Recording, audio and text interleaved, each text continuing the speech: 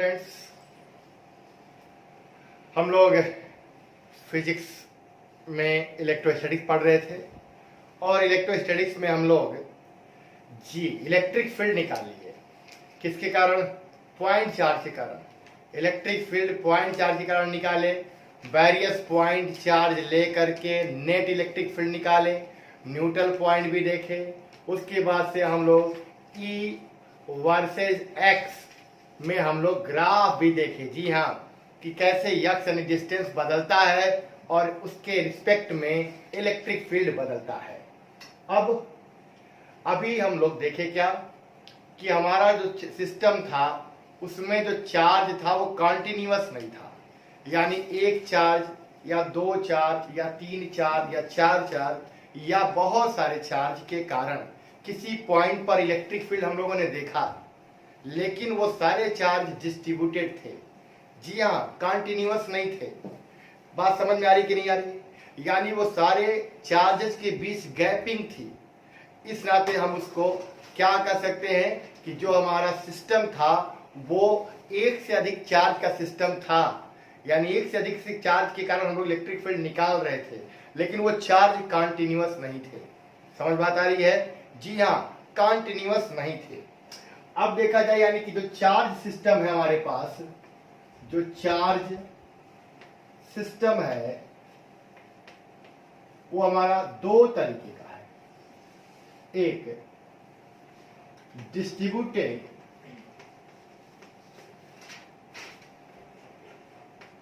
Charge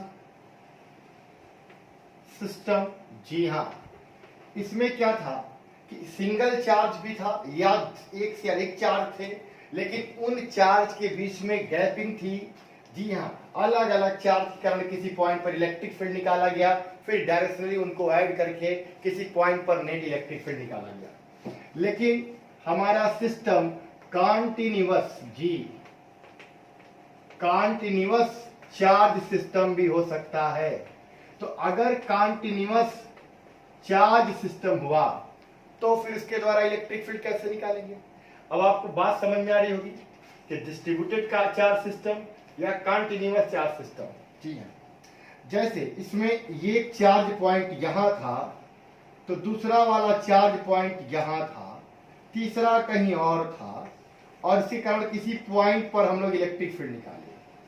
Q1 के कारण electric field E1 आ रहा था, Q2 के कारण इलेक्ट्रिक फील्ड E2 आ रहा था, और Q3 के कारण इलेक्ट्रिक फील्ड E3 आ रहा था। सब पॉजिटिव है, रिपल्सन कारण बाहर दिख रहा है। तो यहाँ पर E नेट निकालते थे, फिर ये वेक्टर एडिशन करते थे। ऐसा हम लोग देख चुके हैं, है ना? अब ये हो गया, चाहे एक चार्ज हो चाहे एक से अधिक चार्ज हो, लेकिन उनके बीच में गैपिंग है, अतः हम कह सकते क्या है, ये डिस्ट्रीब्यूटेड चार्ज सिस्टम है। लेकिन अगर इन चार्ज के बीच में गैपिंग ना हो, कोई ऐसा सिस्टम ले लें कि उसमें चार्ज एक दूसरे के बहुत ही क्लोज हो, यानी चार्ज एक पॉइंट के रूप में ना हो, बल्कि चार्ज पूरे सिस्टम में यूनिफॉर्मली या नॉन यूनिफॉर्मली फैला हुआ हो, तो उसे क्या बोलेंगे हम लोग? Continuous charge system. अब अगर कॉन्टिन्यूअस चार्ज सिस्टम है तो उसके कारण इलेक्ट्रिक फील्ड कैसे निकालेंगे? इसके कारण इलेक्ट्रिक फील्ड निकालने के लिए पहले हमें देखना पड़ेगा कि चार्ज सिस्टम में जो चार्ज हमारा है किस प्रकार से डिस्ट्रीब्यूट है। समझ में आ रही है? यानी ये मैं कह लूं क्या कि जो हमारा कॉन्टिन्यूअस चार्ज सिस्टम है उसमें इलेक्ट्रिक चार्ज किस प्रकार से डिस्ट्रीब्यूटेड है। क्या वो लीनियर डिस्ट्रीब्यूटेड है, या फिर वो पूरे सरफेस पे डिस्ट्रीब्यूटेड है, या फिर पूरे वॉल्यूम में डिस्ट्रीब्यूटेड है। जी हाँ, तो कॉन्टिन्यूअस चार्ज सिस्टम के कारण यहां पर देखें कि जब हम लोग यहां इलेक्ट्रिक फील्ड निकालते थे तो फॉर्मूला अपनाते थे K Q अपान R स्क्वायर। जी हाँ, K कांस्टेंट जिसकी वैल्यू कितनी होती थी वैक्यूम में या एयर में 9×10⁹, और Q चार्ज के कारण R डिस्टेंस पर कितना आता था, KQ अपान R square. Continuous charge system में हम एक पॉइंट पे चार्ज केवल नहीं मान सकते, पूरे सिस्टम में चार्ज फैला हुआ है। तो वहां पर कैसे निकालेंगे? तो हमें क्या करना पड़ेगा? सबसे पहले एक छोटा सा एलिमेंट ऐसा सेक्शन लेना पड़ेगा, ऐसा उसका अवयव लेना पड़ेगा जिससे मिलकर पूरा सिस्टम बन रहा हो। अगर उसके छोटे से पार्ट dx में मैं कह लूं कि चार्ज अगर dq है तो dq के कारण इलेक्ट्रिक फील्ड dE है, तो हम लोग dE निकालेंगे और dE कैसे निकलेगा, k dq upon r square. अब चूंकि सिस्टम में ऐसे छोटे छोटे चार्ज बहुत सारे होंगे तो फिर नेट इलेक्ट्रिक फील्ड क्या होगा, तो नेट इलेक्ट्रिक फील्ड यहां पर हम d का क्या कर लेंगे, इंटीग्रेशन। अभी इसको और क्लियर करेंगे जी।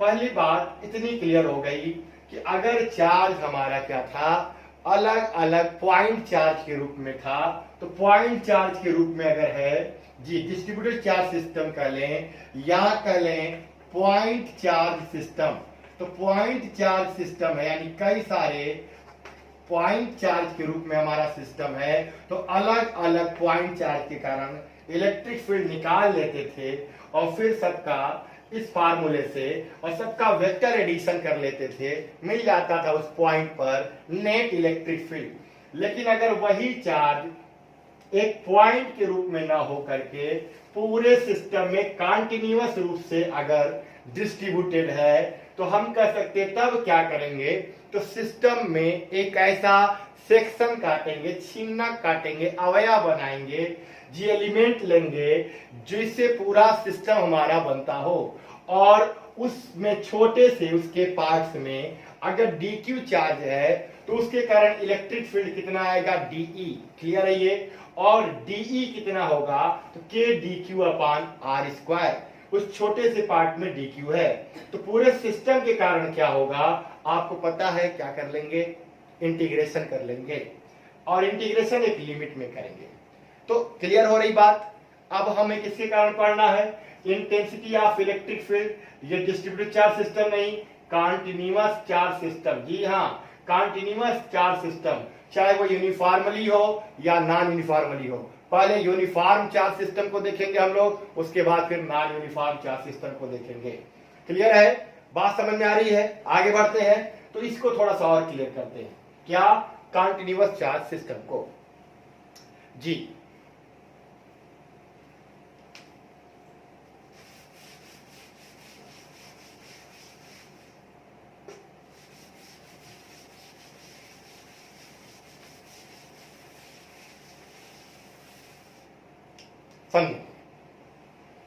कि कॉन्टिन्यूअस चार्ज सिस्टम में हमारा सिस्टम में चार्ज यूनिफॉर्मली डिस्ट्रीब्यूट है, तो हम छोटा सा एक ऐसा चिन्ह काटेंगे जी। मोमेंट ऑफ इनर्शिया वगैरह भी पढ़ चुके होंगे फर्स्ट ईयर में, आप बहुत सारे केसेस ऐसे आए रहे होंगे।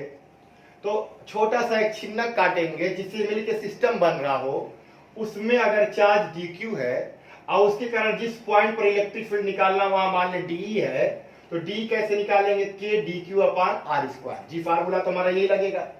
अब हमें उस पॉइंट पे इलेक्ट्रिक फील्ड चाहिए, इंटीग्रेट करेंगे।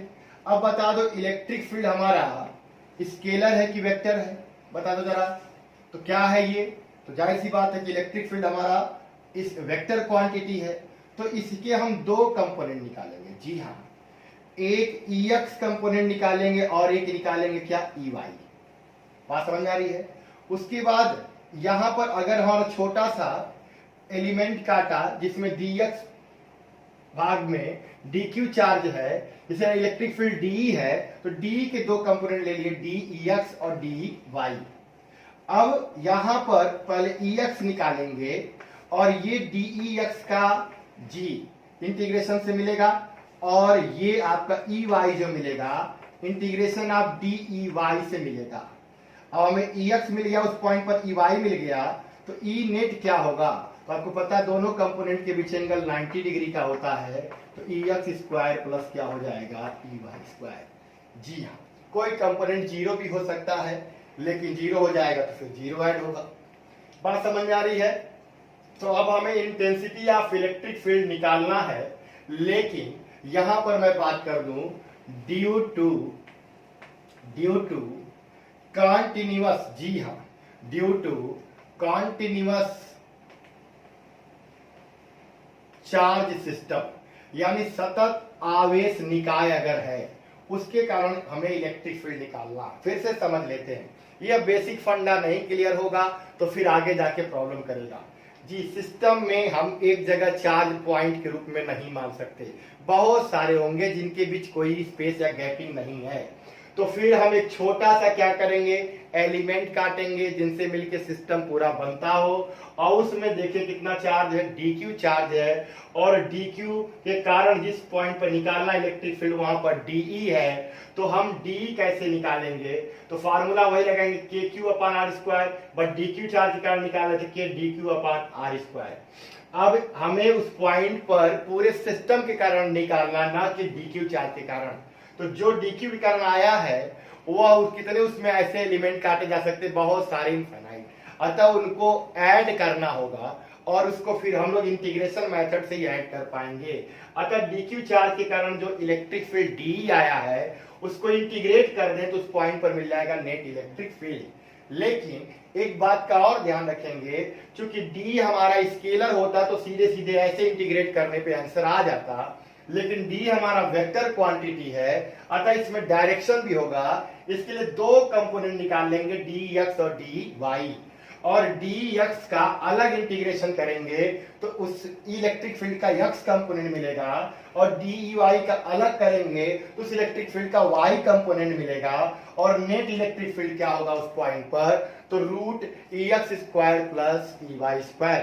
दैट्स क्लियर, बात समझ में आ रही है? इतना है। अरे भाई पूरी तरीके से जी, जैसे पॉइंट चार्ज सिस्टम के कारण इलेक्ट्रिक फील्ड समझे हो, वैसे ही उतनी आसानी से ही आप पूरे कंटीन्यूअस चार्ज सिस्टम को आप समझेंगे। और जो भी प्रॉब्लम बनते हैं बोर्ड से थोड़ा सा हटकर वो इसी पर बनते हैं, तो आप एकदम 100% कर ले जाएंगे। पूरा वीडियो बहुत ही केयरफुली वॉच करिएगा। बात समझ में आ रही है? क्लियर है? अब आपको थोड़ा सा एक चीज और बता दें। इतनी बात समझ में आ गई कि हम क्या करेंगे। पहली बात, उस कंटीन्यूअस चार्ज सिस्टम में एक एलिमेंट काटेंगे जिनसे मिलकर सिस्टम बनता हो, उसमें छोटा चार्ज dq माना और dq कारण इलेक्ट्रिक फील्ड d माना, d निकाला k dq/r² से, जी के वैल्यू 19 ही होगी, और d हमारा जो कि स्केलर नहीं वेक्टर है, अतः d के दो कंपोनेंट लेंगे उस पॉइंट पर, dx और dy। dx का अलग इंटीग्रेशन तो इलेक्ट्रिक फील्ड का x कंपोनेंट मिलेगा ex, और dy का अलग करेंगे इंटीग्रेशन तो इलेक्ट्रिक फील्ड का मिलेगा y कंपोनेंट, और उस पॉइंट पर नेट इलेक्ट्रिक फील्ड चाहिए तो √ex² प्लस ey² मिलेगा क्या, इलेक्ट्रिक फील्ड पूरे कंटीन्यूअस चार्ज सिस्टम के कारण। क्लियर? क्लियर? जी हाँ। अब आपको यहां पर एक चीज और देखना है। क्या देखना है कि अगर वो कंटीन्यूअस चार्ज सिस्टम है, हमें पढ़ना है intensity of electric field due to continuous charge system, यानी सतत आवेश निकाय के कारण इलेक्ट्रिक फील्ड की तीव्रता पढ़नी, वैद्युत क्षेत्र की तीव्रता पढ़नी है। और कंटीन्यूअस चार्ज सिस्टम से कैसे निकालेंगे इतना क्लियर हुआ। लेकिन कंटीन्यूअस चार्ज सिस्टम में चार्ज किस प्रकार से डिस्ट्रीब्यूट है? जी हाँ, एक लाइन में डिस्ट्रीब्यूट है कि सरफेस पे डिस्ट्रीब्यूट है कि पूरे वॉल्यूम में है, ये बात देखना होगा। अगर लाइन में डिस्ट्रीब्यूट होगा और मैं मान लो यूनिफॉर्मली डिस्ट्रीब्यूट होता है, पहले यूनिफॉर्मली मान के चला जाए कि अगर चार्ज सिस्टम में इलेक्ट्रिक चार्ज यूनिफॉर्मली डिस्ट्रीब्यूट होता है, तो फिर वहां पर अगर पूरे लेंथ में मान ले Q चार्ज है तो यूनिट लेंथ में Q/L होगा, और हर यूनिट लेंथ में Q/L ही होगा, हर यूनिट लेंथ में Q/L ही होगा, यानी ये कांस्टेंट होगा। इसको क्या बोलेंगे हम लोग? Charge density. लेकिन कौन सी? Linear charge density. जी हाँ, आवेश का रेखीय घनत्व। जैसे हम लोग ग्रेविटी में मास का पढ़े रहे होंगे जब इनर्शिया निकाले होंगे वहां पर, जी हाँ, उसी तरीके से यहाँ पर अगर वो चार्ज सरफेस में अगर है तो जी, तो पूरे सरफेस में चार्ज है, यूनिफॉर्मली अगर डिवाइड है तो यूनिट सरफेस में कितना चार्ज होगा? तो चार्ज अपान सरफेस एरिया। यूनिट चार्ज में कहीं भी यूनिट चार्ज ले लो, चार्ज अपान सरफेस एरिया, वो कांस्टेंट होगा। उसे क्या बोलेंगे हम लोग? जी, सरफेस चार्ज डेंसिटी, यानी आवेश का पृष्ठ घनत्व। क्लियर है ये? ऐसे ही सिस्टम में इलेक्ट्रिक चार्ज पूरे वॉल्यूम में भी डिस्ट्रीब्यूटेड हो सकता है। अगर पूरे वॉल्यूम में डिस्ट्रीब्यूट हो गया तो क्या होगा?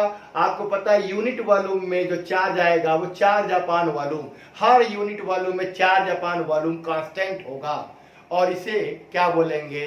जी, वॉल्यूम चार्ज डेंसिटी यानी कि आवेश का आयतन घनत्व। यानी अब आपके पास समझ में ये आ रहा होगा कि जो हमारा कंटीन्यूअस चार्ज सिस्टम है जिसमें चार्ज डिस्ट्रीब्यूटेड है वो एक लाइन के रूप में है कि वो पूरे सरफेस पे है कि पूरे वॉल्यूम पे है, तो वो सिस्टम पे डिपेंड करेगा, नेचर पे डिपेंड करेगा। जी, जब भी वो अगर स्फेरिकल वगैरह तो सरफेस पे आ जाएगा, लेकिन अगर वो कंडक्टर नहीं है, नॉन कंडक्टर है, तो पूरे वॉल्यूम में चार्ज होगा। तो यहां पर मैं कह लूं कि डिपेंड करेगा सिस्टम के शेप और सिस्टम के नेचर पर। इसलिए हम पहले तीनों को देखते हैं, फिर जब अलग अलग सिस्टम पढ़ेंगे तो वहां पर दिखेगा कि क्या है, यहाँ पर चार्ज लीनियर डिस्ट्रीब्यूशन में है कि सरफेस डिस्ट्रीब्यूशन में है कि वॉल्यूम डिस्ट्रीब्यूशन में है। क्लियर ये? लेकिन जी हाँ, नोट जरूर कर लेंगे।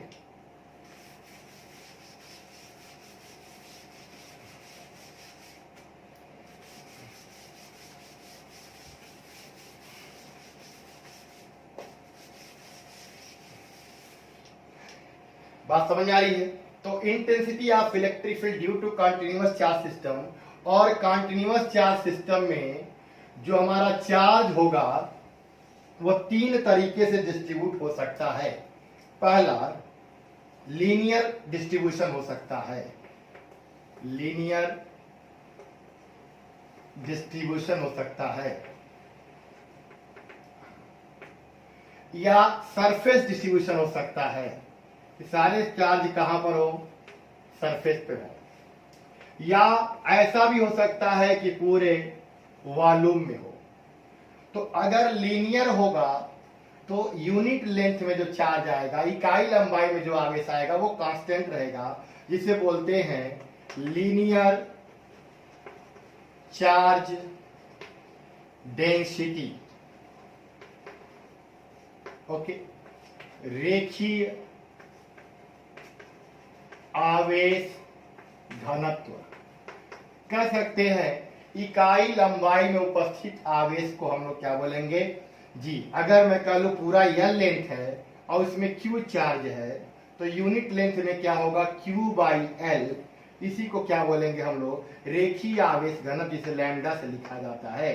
जी, तो यहां पर क्या हो गया? इकाई लंबाई में उपस्थित, क्योंकि L लेंथ में Q चार्ज है और तो यूनिट लेंथ में कितना होगा? Q बाई L, और यूनिट लेंथ में जो चार्ज होगा उसी को बोलेंगे आवेश का रेखीय घनत्व। और इसका यूनिट क्या आएगा? तो जाएगा आवेश का मीटर, अरे कूलाम, और लेंथ का क्या हो जाएगा? मीटर, यानी कूलाम पर मीटर। जी हाँ, ऐसे ही अगर पूरे सरफेस में चार्ज डिस्ट्रीब्यूट हो गया तो हम लोग कह सकते हैं क्या होगा? तो पूरे सरफेस में अगर हो गया तो यहां पर क्या हो जाएगा? सरफेस जी charge density, surface charge density. Okay, आवेश का पृष्ठ घनत्व। अब ये सोचिए कि आवेश का पृष्ठ घनत्व यानी पूरे सरफेस में Q चार्ज है तो यूनिट सरफेस में कितना चार्ज होगा, उसी को हम लोग क्या बोलेंगे? आवेश का पृष्ठ घनत्व। तो मैं कह लूं कि A सरफेस एरिया है जिसमें Q चार्ज है, तो यूनिट एरिया में क्या हो जाएगा? Q बाई A, इसे रिप्रेजेंट करते सिग्मा से, और ये हो जाएगा Q बाई A। क्लियर? ये हो जाएगा आवेश का पृष्ठ घनत्व। इसका क्या यूनिट होगा? तो आवेश का कूलाम, और एरिया का क्या आपको पता है? Metre square. बात समझ आ रही है? जी, ये सारे के सारे आपके स्केलर क्वांटिटी हैं। अब बात आ रही है यहां पर कि वॉल्यूम में अगर चार्ज डिस्ट्रीब्यूटेड है तो बोलेंगे वॉल्यूम चार्ज डेंसिटी। जी, यानी आवेश का आयतन घनत्व। जनरली पूरे वॉल्यूम में, क्योंकि कंडक्टर में चार्ज सरफेस पे चला जाता है, तो पूरे वॉल्यूम में चार्ज तभी रहता है जब वो इंसुलेटर हो या नॉन कंडक्टर हो। तो पूरे वॉल्यूम में अगर चार्ज है तो वहां पर हमें क्या निकालना होगा? वॉल्यूम चार्ज डेंसिटी, क्योंकि ये कांस्टेंट रहेगा, यानी पूरे V वॉल्यूम में Q चार्ज है तो यूनिट वॉल्यूम में क्या होगा? Q बाई V, और इसे रो से लिखेंगे और ये कांस्टेंट होगा Q बाई V। अब यहां पर अगर हम लोग देखें इसका यूनिट क्या आ जाएगा, तो आवेश का कूलाम और वॉल्यूम का मीटर क्यूब, यानी कूलाम पर मीटर क्यूब। बात समझ में आ रही है? तो हमें कैलकुलेट तो करना है intensity of electric field due to continuous charge system. Continuous charge system क्या होता समझ में आ रहा है? जी हाँ, जैसे चार्ज उसमें एक पॉइंट में ना होकर ऐसे चार्ज पूरा यूनिफॉर्मली इसमें डिस्ट्रीब्यूटेड है, या ये सिस्टम है इसमें डिस्ट्रीब्यूटेड है, या ये सिस्टम है इसमें पूरा चार्ज यूनिफॉर्मली डिस्ट्रीब्यूटेड है। क्लियर है? तो हम कहेंगे कंटिन्यूअस चार्ज सिस्टम, इसमें पॉइंट चार्ज नहीं है, लेकिन पूरे सिस्टम के कारण किसी पॉइंट पर इलेक्ट्रिक फील्ड कैलकुलेट करना है, तो कैसे करेंगे? तो मैंने पीछे बताया कि पहले एक ऐसा सेक्शन काटेंगे, एक ऐसा एलिमेंट काटेंगे जिनसे सिस्टम हमारा बन रहा हो, उसमें अगर चार्ज dq है उस छोटे से भाग में, और dq के कारण वहां इलेक्ट्रिक फील्ड निकालेंगे जी, d और d के दो कंपोनेंट निकालेंगे, dx और dy, दोनों का अलग अलग इंटीग्रेशन करेंगे तो इलेक्ट्रिक फील्ड का उस पॉइंट पर x कंपोनेंट और y कंपोनेंट मिल जाएगा, और दोनों का हम वेक्टर एडिशन निकाल लेंगे तो क्या मिल जाएगा? Net electric field. लेकिन जो चार्ज डिस्ट्रीब्यूशन है कंटिन्यूअस चार्ज सिस्टम में, वो लीनियर भी हो सकता है, सरफेस पे भी हो सकता है, पूरे वॉल्यूम में भी। अगर लीनियर होगा तो इकाई लंबाई में जो आवेश होगा वो हर जगह सेम होगा, तो कांस्टेंट होगा, उसे क्या बोलेंगे? Linear charge density. और अगर वही चार्ज पूरे सरफेस पे डिस्ट्रीब्यूटेड है तो हम कह सकते हैं यूनिट एरिया में जो चार्ज होगा वो क्या होगा? कांस्टेंट होगा जी। इकाई आवेश क्षेत्रफल उपस्थित आवेश नियत होगा, उसे क्या बोलेंगे? आवेश का पृष्ठ घनत्व। और अगर वो चार्ज पूरे वॉल्यूम में डिस्ट्रीब्यूटेड है तो इकाई आयतन उपस्थित आवेश क्या होगा? कांस्टेंट होगा, जिसे बोलेंगे आवेश का आयतन घनत्व। क्लियर ये जी? लीनियर डेंसिटी जो है चार्ज डेंसिटी लैम्डा से रिप्रेजेंट जनरली करते हैं, और सरफेस डेंसिटी को सिग्मा से, और वॉल्यूम डेंसिटी को रो से। ये Q अपान L चार्ज अपान लेंथ है तो यूनिट हो गया कूलाम पर मीटर, ये चार्ज अपान एरिया है तो यूनिट कूलाम पर मीटर स्क्वायर, ये चार्ज अपान वॉल्यूम है, यूनिट हो कूलाम पर मीटर क्यूब। बात समझ में आ रही है? क्लियर है ये? अच्छा, इतनी बातें समझ में हमको आ गई। अब हम लोग intensity of electric field due to continuous charge system निकालेंगे, लेकिन कैसा सिस्टम हमारा है? तो अलग अलग चार्ज सिस्टम ले लें। अरे भाई, एक पतली सी हम लोग राड ले सकते हैं, उसमें चार्ज क्या है? यूनिफॉर्मली डिस्ट्रीब्यूटेड है, तो क्या हो जाएगा? उसमें लीनियर चार्ज डिस्ट्रीब्यूशन हो गया। उसी को थोड़ा मोड़ के हम सर्कुलर भी बना सकते, पूरा सर्कुलर बना सकते, सेमी सर्कुलर बना सकते हैं, क्वाड्रिक बना सकते हैं। जी हाँ। तो सिस्टम कैसा हमारा? स्फेरिकल भी हो सकता है, कोनिक भी हो सकता है। तो सिस्टम हमारा कैसा है, उसके हिसाब से फिर इलेक्ट्रिक फील्ड निकालना होगा। तो हमारी बोर्ड में भी आता है। बोर्ड में तो भाई राड के कारण, या कह सकते हैं कि यूनिफॉर्मली राड के कारण बहुत सारे क्वेश्चन आते हैं। उसके बाद सर्कुलर रिंग है, रिंग पर अगर है चार्ज, उसके कारण भी बहुत सारे क्वेश्चंस आते हैं। तो बोर्ड्स में बहुत इंपॉर्टेंट है। और अगर ये बोर्ड्स में वाला अगर नहीं आप करते हो तो कंपटीशन वाला भी नहीं आना है, और इसी से रिलेट करके फिर कंपटीशन को भी बना दिया जाता है। तो ये पार्ट आपके बोर्ड प्लस कंपटीशन दोनों के लिए very very very important part है। जी हाँ, क्लियर है ये? इतनी बातें समझ में आ रही है? इतनी बातें आ रही है जी? कहीं दिक्कत होगी तो जरूर कमेंट बॉक्स में लिख दीजिएगा कि हमें प्रॉब्लम कर रहा है, फिर से रिवीजन कर देंगे। आगे चलें।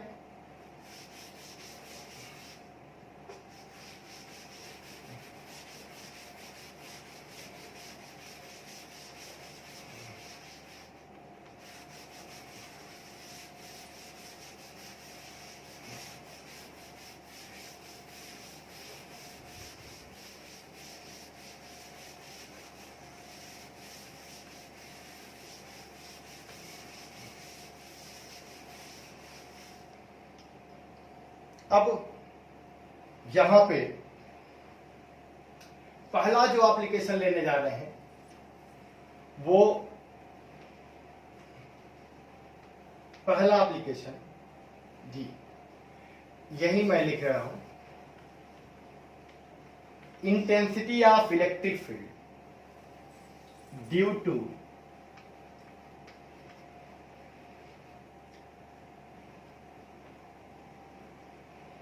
यूनिफॉर्मली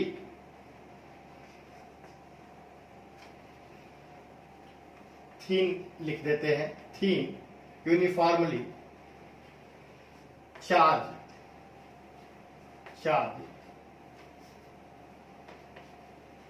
थीन रॉड। ओके, एक पतली छड़ है, एक समान रूप से आवेशित पतली छड़ के कारण या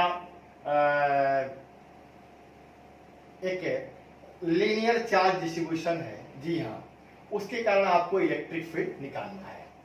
क्लियर जी? इसमें भी कई केस हो सकते हैं, लेकिन हम लोग अभी पहला जो केस ले रहे हैं वो केस फर्स्ट।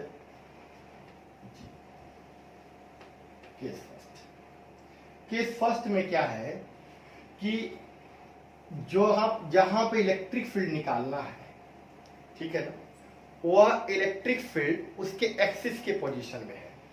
समझा रही है? बाइसेक्टर में नहीं है, किसमें है? एक्सिस के पोजीशन में है। यानी कि जो हमारा सिस्टम है जिसमें यूनिफॉर्मली चार्ज डिस्ट्रीब्यूटेड है, ये हमारा सिस्टम हो गया। ओके, थीन है, बोर्ड पे थोड़ा सा हम ठीक दिखा रहे हैं लेकिन थीन है, इसमें चार्ज ऐसे डिस्ट्रीब्यूटेड है।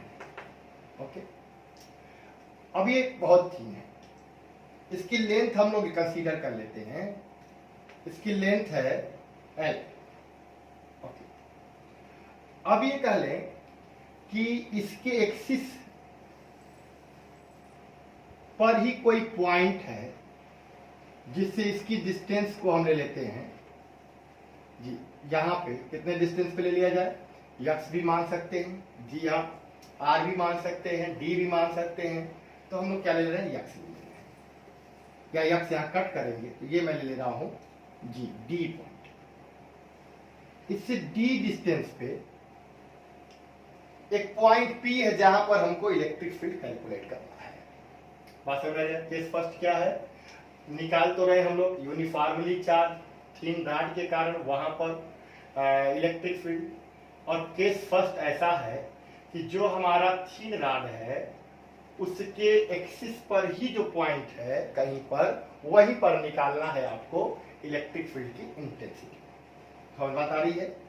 पॉइंट इधर भी हो सकता था, इधर भी हो सकता था, तो ये तो बाइसेक्टर में या एक्सिस से हटके पोजीशन हो जाते, हम वहां पर निकाल रहे हैं। बात समझा रही है? एक्सिस पे अगर निकालेंगे, अगर एक पॉइंट चार्ज सिस्टम होता, कहीं एक जगह पॉइंट होता, तो हम लोग क्या फार्मूला लेते? इलेक्ट्रिक फील्ड E इक्वल के कांस्टेंट, और के की वैल्यू कितनी? 9 क्यू चार्ज इसमें मान लें तो KQ अपॉन R स्क्वायर, अगर इसे डिस्टेंस R होता तो। लेकिन ध्यान दीजिएगा, इसमें Q चार्ज तो है, मैं मान लूं L लेंथ है और Q चार्ज है, L लेंथ है और Q चार्ज है। बात समझ आ रही है? तो लेकिन Q चार्ज यहां पर नहीं है, पूरा यहां तक डिस्ट्रीब्यूट है, तो यहां कुछ होगा, कुछ यहां होगा, कुछ यहां होगा, कुछ यहां होगा। तो क्या करें हम लोग? कैसे निकालें? एक जगह फिक्स नहीं है, जैसे डिस्टेंस फिक्स हो जाए। तो इसके लिए क्या करेंगे कि पहले हम इसमें छोटा सा एक एलिमेंट सेक्शन काटेंगे। क्लियर है? ये सेक्शन काटेंगे, कहां पे काटे? सिस्टम में कहीं भी काटा जा सकता है, लेकिन ऐसा हो कि जिससे सिस्टम थोड़ा थोड़ा जोड़े सिस्टम बन जाए। तो उसके लिए देखें तो लीनियर है, तो गाय ऐसी बात है, ऐसा ही सेक्शन कटने वाला है, ऐसा ही सेक्शन कटने वाला है। अगर ये सेक्शन हमने काट दिया, ये सेक्शन अगर हमने काट दिया, यहाँ पे ये इतना सेक्शन बहुत छोटा है, जिसकी थिकनेस dx मान लें, कितनी मान लें? dx। जी हाँ, तो अगर इस dx की यहां से ये पॉइंट की डिस्टेंस मान लीजिए कितनी है? x है, तो dx में चार्ज कितना होगा? तो मैं मान लू पूरे L लेंथ में Q चार्ज है, dx में चार्ज dq है। क्लियर है? ये तो dx में चार्ज dq है, L लेंथ में चार्ज कितना है? Q है, तो यूनिट लेंथ में कितना होगा? Q बाई L होगा। तो dx लेंथ में चार्ज कितना होगा? Q by L into dx। Okay, और इसी को हम लोग क्या मान ले रहे हैं? dq, क्योंकि dx लेंथ में जो चार्ज है वही हमारा dq है।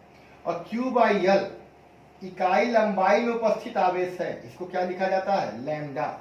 तो लैम्डा इंटू डी एक्स बराबर क्या हो गया, डी क्यू। यानी जो छोटा सा हमने एलिमेंट काटा, उस एलिमेंट की अगर थिकनेस या लेंथ डी एक्स है, उसमें चार्ज डी क्यू है, तो कितना होगा, तो एल लेंथ में क्यू चार्ज, यूनिट लेंथ में क्यू बाई एल, तो डी एक्स लेंथ में Q by L into D x. और क्यू बाई एल क्या पढ़ा गया है पीछे, लैम्डा, तो लैम्डा इंटू डी एक्स। और डी एक्स लंबाई में चार्ज है, उसी को क्या मान रहे हैं, डी क्यू।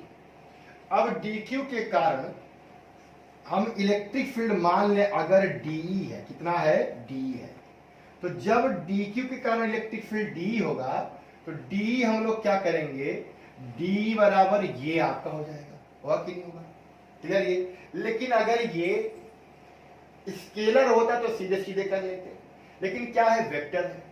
अब वेक्टर होगा तो मैंने क्या अभी समझाया था आपको जी, फंडामेंटल दिमाग में जरूर रखेंगे कि डी के दो कंपोनेंट बना लेंगे, डी एक्स और डी वाई। अब आपको दिख रहा होगा चूंकि ये एक्सिस में लिया गया है, जी हाँ, चार्ज सिस्टम के एक्सिस में है, तो उसी दिशा में केवल कंपोनेंट मिलेगा, पॉजिटिव है, पॉइंट हमेशा पॉजिटिव, तो रिपल्सन के कारण बाहर आएगा, तो केवल किधर आएगा, एक्स दिशा में ही आएगा, वाई दिशा में पॉसिबिलिटी नहीं है। तो यहां पर मैं कह लूं कि डी वाई हमारा क्या हो जाएगा, 0, और डी एक्स हमारा नॉट इक्वल 0, यही होगा। तो डी एक्स, अब क्या करें हम लोग, ई एक्स निकालेंगे, ई एक्स क्या हो जाएगा, integration of D e x होगा ये। अब डी एक्स कितना होगा, तो जाहिर सी बात है कि यही आपका डी एक्स हो जाएगा। क्यों हो जाएगा, क्योंकि यह एक्स दिशा में ही है, वाई दिशा में इसका कोई कंपोनेंट नहीं है, तभी तो 0 किया गया। तो यहां पर क्या आ गया, जरा देखो तो कह लो इंटीग्रेशन डी ई एक्स की जगह के d q upon r square. अब कहेंगे के तो कांस्टेंट है, डी क्यू की जगह लिख सकते हैं लैम्डा इंटू डी एक्स, के कांस्टेंट, डी क्यू की जगह लैम्डा इंटू डी एक्स, और आर डिस्टेंस, तो इससे जो डिस्टेंस यहां तक की है वो कितनी है, यक्स है, यक्स स्क्वायर हो गया। और यहां पर देखा जाए ये हो गया, और ये जो यक्स है वो हमारा, अगर यहां एलिमेंट काटे होते तो ये डिस्टेंस ज्यादा हो जाता, इधर काटे होते कम होता, यहां काटे होते सबसे अधिक होता, यहां काटे होते सबसे कम होता। तो यक्स हमारा वेरी करेगा डी से लेके यहां तक, यहां से लेके यहां तक, तो ये दूरी हमारी डी है और ये दूरी यल है, तो यहां से लेके यहां तक वेरी करेगा, यानी डी से लेके डी प्लस यल तक वेरी करेगा। तो लोअर लिमिट डी और अपर लिमिट क्या हो गया, डी प्लस एल, क्लियर ये। तो ये हमारा ई एक्स हो गया, बात समझ आएगी। अब इसमें अगर एक ही वेरिएबल होगा तब तो इंटीग्रेशन आप कर ले जाओगे, जो वेरिएबल है उसी के रिस्पेक्ट में करना हो तो कर पाओगे। तो के हमारा कांस्टेंट, लैम्डा कांस्टेंट, कौन वेरिएबल है, यक्स, और किसके रिस्पेक्ट में करना है, यक्स के, तो इजी हो जाएगा, है कि नहीं है, तो आपको पता ही हो जाएगा। तो के कांस्टेंट, लैम्डा कांस्टेंट और के लैम्डा को बाहर कर लिया तो मिला क्या हमें, डी एक्स अपान यक्स स्क्वायर, और यहां लिमिट क्या है, डी, और यहां पे क्या है, डी प्लस एल। डी एक सिरे से दूरी थी और यल इसकी लेंथ थी, दूसरे सिरे से दूरी कितनी जाएगी, D plus L. Okay, clear है ये। अब अगर हम इसको इंटीग्रेट कर दें जी, तो ऊपर वाला मिटा दो, हेडिंग पढ़ा है, हेडिंग को नोट कर लेंगे आप लोग। अब ये समझिए कि के लैम्डा जो ई एक्स हमारा निकल रहा है, के लैम्डा, और यहां पर देखो तो 1 अपान एक्स स्क्वायर ऊपर ले जाओ तो ये आपका हो जाएगा, और लिमिट क्या है, डी और डी प्लस एल। अब आपको पता है कि इंटीग्रेशन में पावर में एक जुड़ता है, पावर से डिवाइड कर देते हैं, तो -2 में जब एक जोड़ेंगे तो क्या आ जाएगा, -1, और यहां पर माइनस पावर 1 है तो उसी से क्या करेंगे, डिवाइड कर देंगे। अब ये देखिए कि यहां d है और ये क्या है, d प्लस एल, क्लियर ये।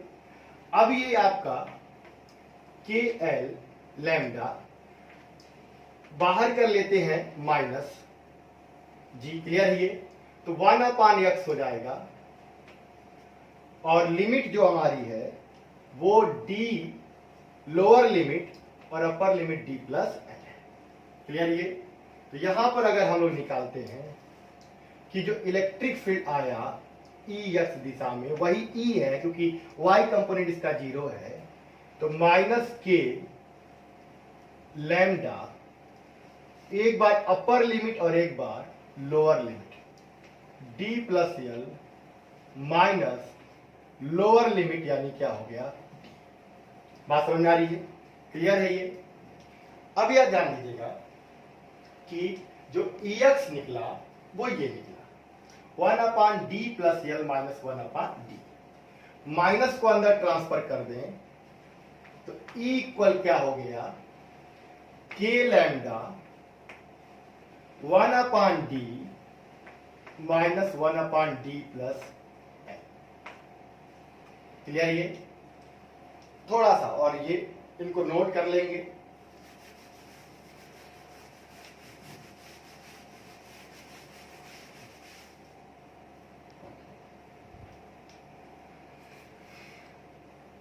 के lambda LCM D plus L, यहां पे D plus l minus D cancel हो गया, और लैम्डा की वैल्यू क्या है, क्यू बाई एल। ठीक है, L upon D plus L. ठीक है, एल से एल कैंसिल हो गया, यानी जो इलेक्ट्रिक फील्ड निकल गया वो क्या आ गया, के क्यू अपॉन डी प्लस, जहां एल क्या है उस चार्ज सिस्टम की लेंथ, डी क्या था उसके जो नियरेस्ट इंड है, उसके सबसे पास वाला सिरा है, उससे उस पॉइंट की दूरी थी। क्लियर ये? और Q उसमें चार्ज था L लेंथ में, और K कांस्टेंट की वैल्यू 9×9। जी बात समझ आ रही है?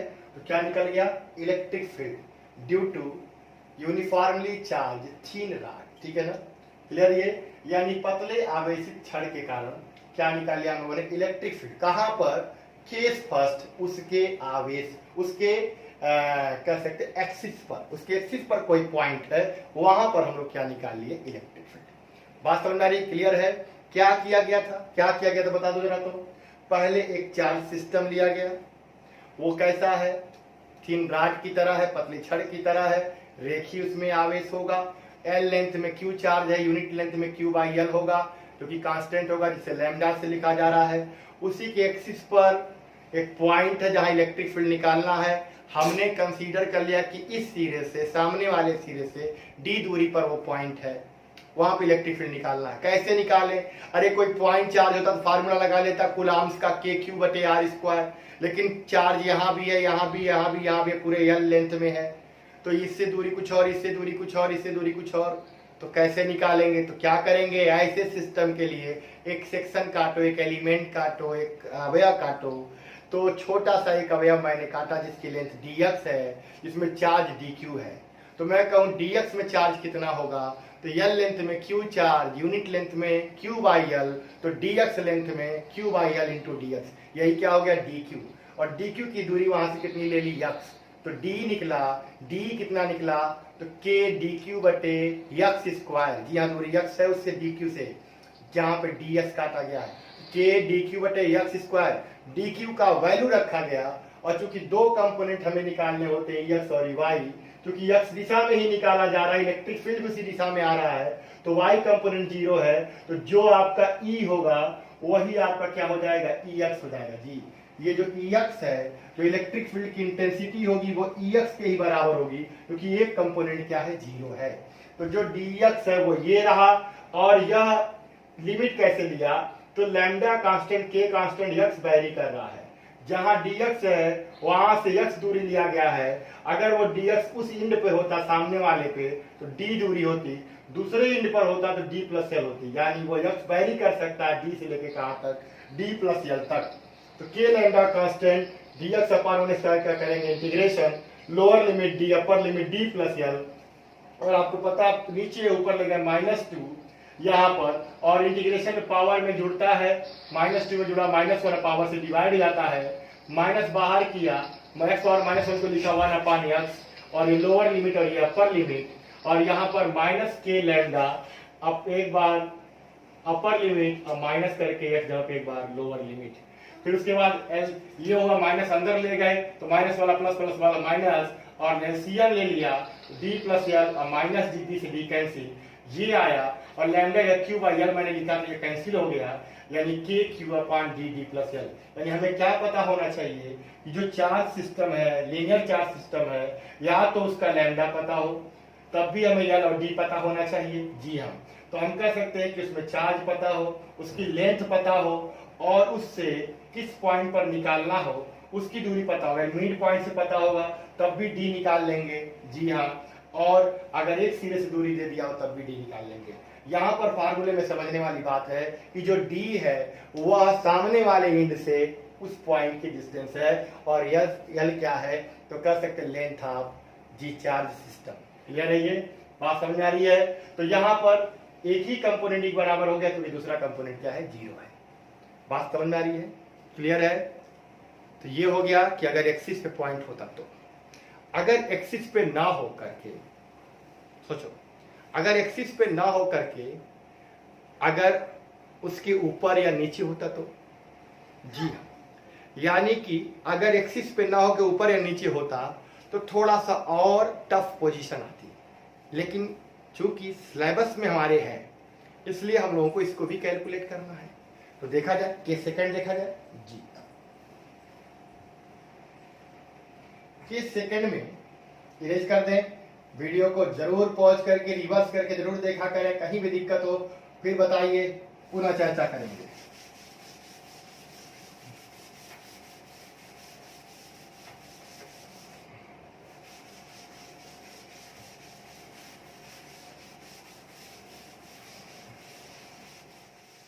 तो केस सेकंड अब देखते हैं हम लोग हैं। केस सेकंड क्या है, जी हाँ, केस फर्स्ट में हम लोगों ने देखा कि जो चार्ज सिस्टम था वो लीनियर डिस्ट्रीब्यूटेड था।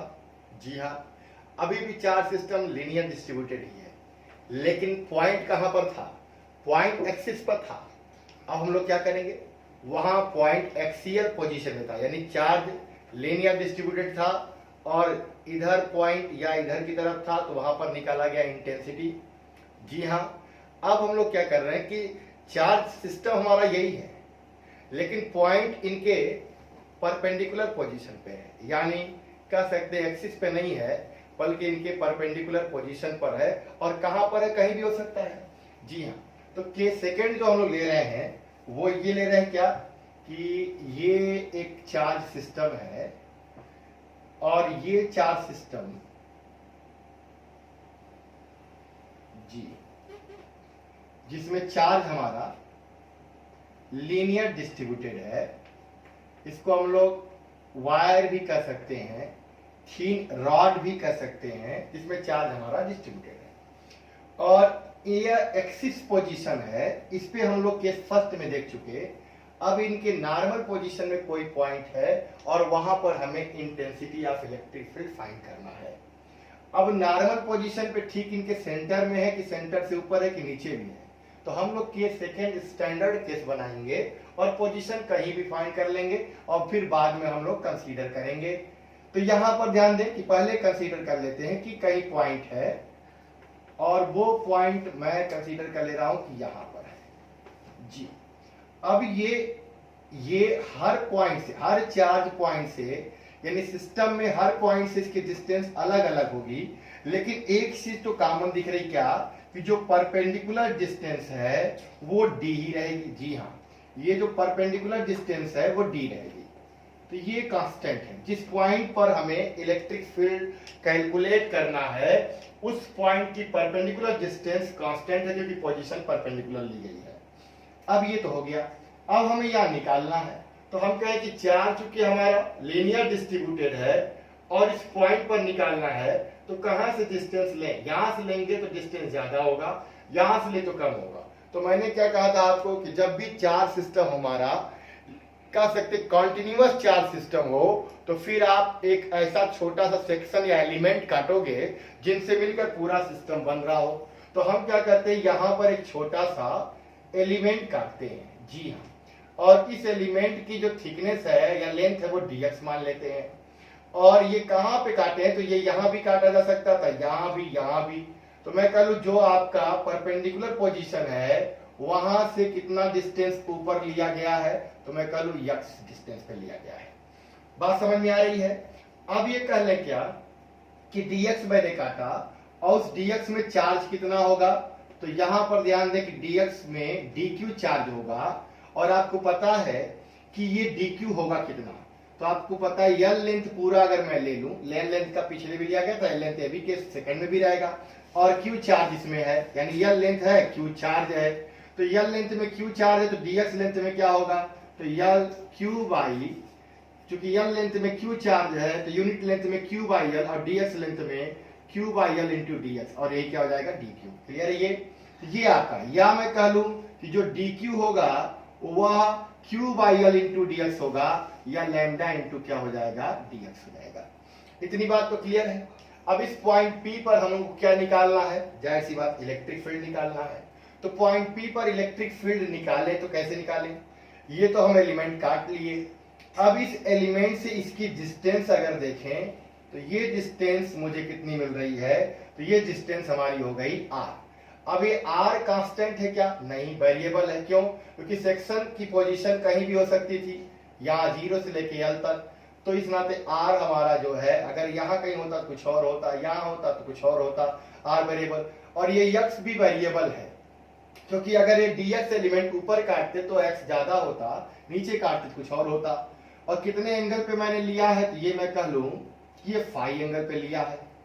ठीक है, अब फाई भी हमारा वेरिएबल है, तो x भी वेरिएबल, r भी और फाई भी। क्यों, क्योंकि अगर x जो सेक्शन है उसकी पोजीशन बदल देते तो फाई बदल जाता, r भी और x भी। ये तीन वेरिएबल हो गए। कांस्टेंट क्या है, केवल d, और लेंथ, और इसमें चार्ज क्या है q।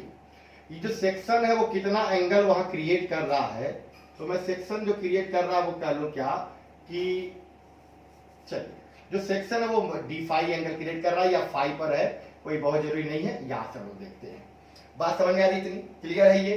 चलिए अब ये देखा जाए क्या कि हमें क्या करना होगा, क्योंकि dq चार्ज के कारण यहाँ इलेक्ट्रिक फील्ड अगर देखें तो dq चार्ज के कारण जो इलेक्ट्रिक फील्ड आएगा वो पॉजिटिव चार्ज है, पॉइंट भी पॉजिटिव होता है, अतः रिपल्सन होगा, और रिपल्सन के कारण ये इलेक्ट्रिक फील्ड आएगा। अब इलेक्ट्रिक फील्ड देखा जाए तो चूंकि ये पोजीशन है और इस पोजीशन से इलेक्ट्रिक फील्ड ये आया, इलेक्ट्रिक फील्ड हमारा ना x में है ना y में है, तो इसके दो कंपोनेंट होंगे, किसने किधर किधर, तो कह सकते हैं कि x दिशा में वो हो गया हमारा d, चूंकि यह dq चार्ज यहाँ पर है, अतः ये इलेक्ट्रिक फील्ड मैं कह लूं d है, और इसका x दिशा में कंपोनेंट dx, और y दिशा में कंपोनेंट क्या है dy है।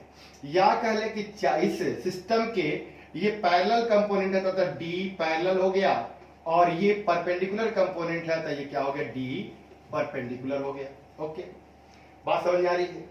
अब यहाँ पे देखिए क्या कि dq चार्ज के कारण इलेक्ट्रिक फील्ड d, ये फाई है, तो ये भी क्या हो जाएगा आपका, ये भी फाई हो जाएगा। तो हम लोग कह सकते हैं कि जो ये पैरेलल वाला जहां से एंगल बनता है वो कास होता है, ये de कास फाई हो जाएगा, और ये वाला दूसरा वाला कंपोनेंट क्या हो जाएगा de साइन फाई हो जाएगा। इतनी बातें समझ में आ रही होंगी। अब हम लोग को करना क्या होता है जरा ये बता दो। करना ये होता है कि dq चार्ज के कारण जो इलेक्ट्रिक फील्ड आता है वो de है, और उस de के दो कंपोनेंट है, कौन कौन, एक dx यानी x एक्सिस में या x डायरेक्शन में जो कि इस रॉड के परपेंडिकुलर है, परपेंडिकुलर कंपोनेंट, या चूंकि फाई एंगल यहां से बन रहा है तो d cos फाई, और एक इस सिस्टम के पैरेलल है dy या d पैरेलल, और चूंकि ये x कंपोनेंट वाला है तो ये कौन सा हो जाएगा, ये cos कंपोनेंट है तो ये क्या हो जाएगा आपका साइन कंपोनेंट।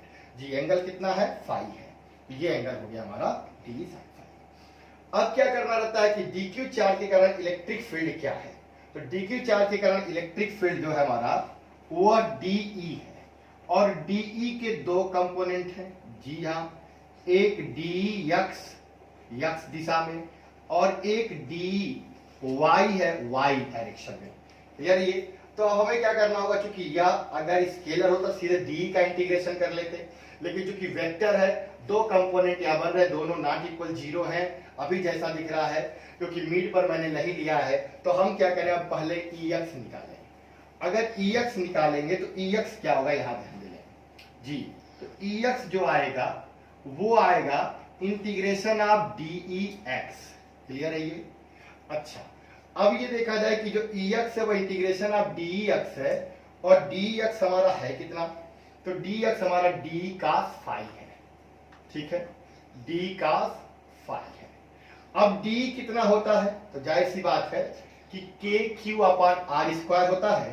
तो जो DE होगा वो क्या हो जाएगा, K, और किस चार्ज के कारण है, DQ चार्ज के कारण, और डिस्टेंस कितनी है, R है।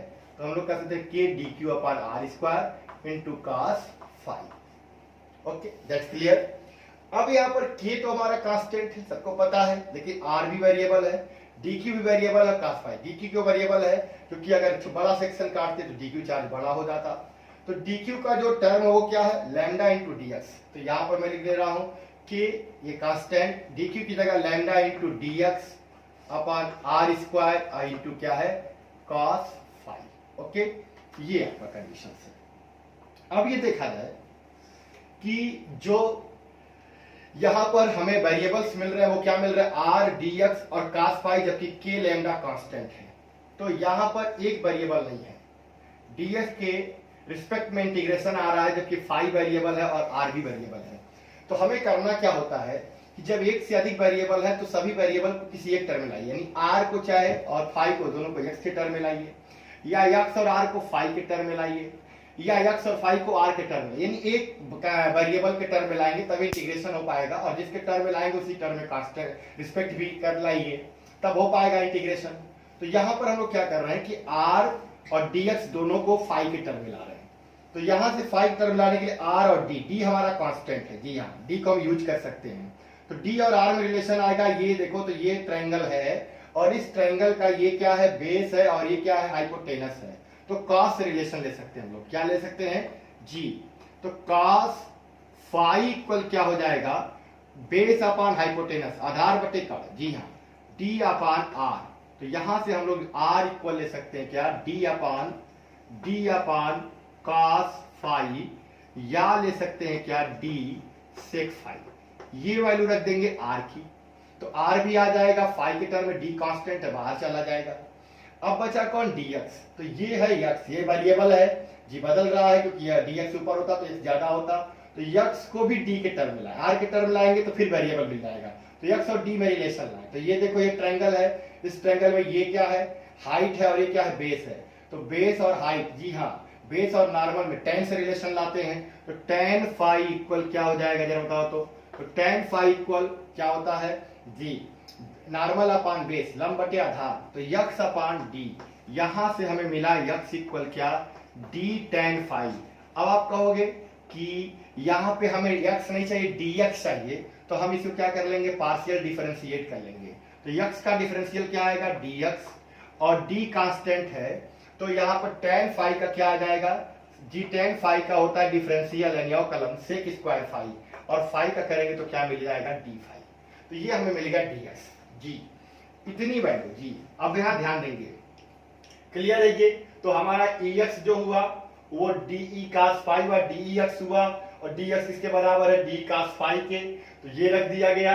और D किसके बराबर होगा, तो आपको पता है E होगा KQ अपान स्क्वायर, और चूंकि DQ चार्ज के कारण है तो K DQ upon R square. अब इसमें वेरिएबल DQ, R और cos फाई, DQ को लिख सकते हैं लैम्डा इंटू DX, ये लिखा। अब वेरिएबल हमारा R है जी, R है, DX है और फाई है। तो X, फाई और R तीन वेरिएबल है। हम क्या किए, R को भी फाई के टर्म में लाए और X को भी फाई के टर्म में लाए। कैसे, इस ट्रायंगल में देखा तो R का D से रिलेशन मिल रहा है, और D कांस्टेंट है फाई के साथ, तो R फाई में चल जाएगा D के द्वारा। तो cos फाई इक्वल D अपान R, तो हम कह सकते हैं R equal D upon cos phi या D sec फाई। तो R की वैल्यू यहाँ पुट कर सकते हैं, ये हम लोग। दूसरा X और D में रिलेशन देखा जाए तो ये ट्रायंगल अगर देखें तो ये नॉर्मल है और ये बेस है। tan phi equal normal upon base, X equal D tan phi. अब चूंकि यहाँ X नहीं DX है, अतः पार्शियल डिफरेंशिएट कर दें DX, तो D कांस्टेंट है tan फाई का sec स्क्वायर फाई, और फाई का क्या हो जाएगा D फाई। ओके, अब ये ध्यान दीजिएगा, कि चूंकि हमें dx की वैल्यू मिल गई है, r की वैल्यू मिल गई है, हम यह पुट कर देते हैं, तो जो ex मिलने वाला है वो क्या होगा? तो जो ex मिलने वाला है वो होगा k कांस्टेंट है, लैम्डा कांस्टेंट है, dx की वैल्यू यहां से देखें तो d sec स्क्वायर फाई जी और d फाई, ओके, ये हो गया dx और इंटू ये cos फाई, तो यहां पे ले लिया मैंने क्या, cos फाई। और r की वैल्यू क्या है, तो r की वैल्यू है d sec फाई और यहां r स्क्वायर है, तो r की value d sec phi square कर दें तो d square sec square phi. अब आपको दिख रहा होगा कि यहां से d एक ये और ये एक पावर कैंसिल हो जाएगा, sec स्क्वायर फाई और sec स्क्वायर फाई से पूरी तरह कैंसिल हो जाएगा। तो हमें क्या मिलने वाला यहां पे है k लैम्डा जी, k लैम्डा और यहां पे मिलने वाला cos phi into d phi. क्या अब इंटीग्रेशन इजी है कि नहीं है? हाँ इजी है। क्यों इजी है? cos फाई का करना फाई के रिस्पेक्ट में आसानी से हो जाएगा, cos फाई का क्या होता है, sin फाई। लेकिन ये फाई हमारा कितना, कहां से कितना बदलेगा, इसको हम लोग दिखाते हैं।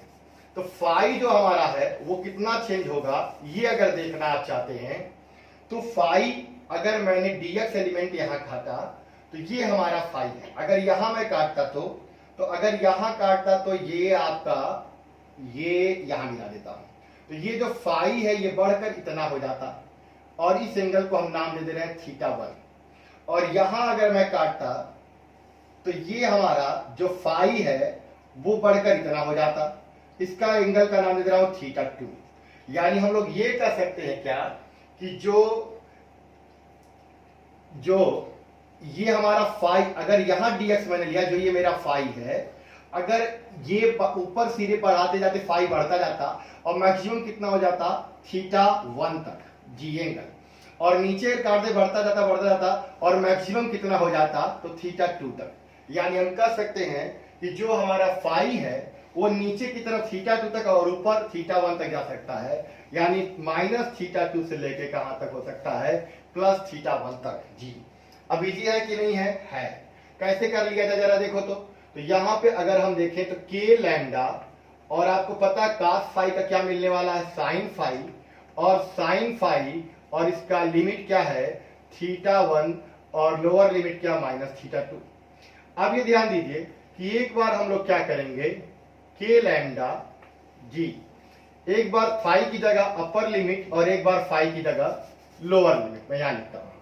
तो यहां आ गया क्या आपका k लैम्डा, फाई की जगह अपर लिमिट लिखूंगा तो θ1 और माइनस करके फाई की जगह एक बार लोअर लिमिट तो -θ2।